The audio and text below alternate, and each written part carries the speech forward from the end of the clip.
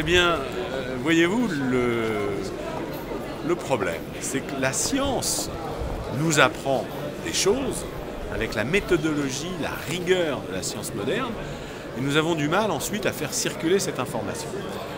Les Danois ont fait une étude qui montre que le simple fait d'aller au travail à vélo réduit la mortalité globale de 40%.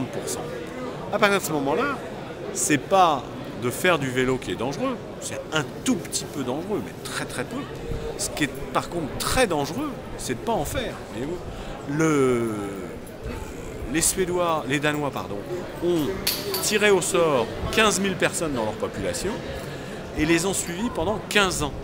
Et avec une méthodologie scientifique rigoureuse, et c'est comme ça qu'ils se sont aperçus que les gens qui simplement allaient au travail à vélo avaient une réduction de mortalité globale de 40%. Et ben, on pourrait même se contenter de ça pour fonder une politique de transport actif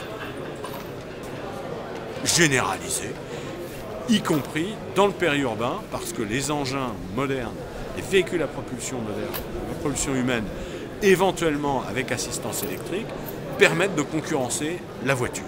Et donc les problèmes sont derrière nous, mais on ne le sait pas. Nous sommes dans la situation des militaires japonais sur des îles perdues du Pacifique qui n'avaient pas appris que la guerre était finie et qui croyaient, dans les années 50, on trouvait encore de temps en temps des Japonais qui continuaient la guerre sur des petits îlots du Pacifique. Et ben nous, c'est la même chose. On continue la guerre aux humains avec des voitures à pétrole alors que la guerre est finie.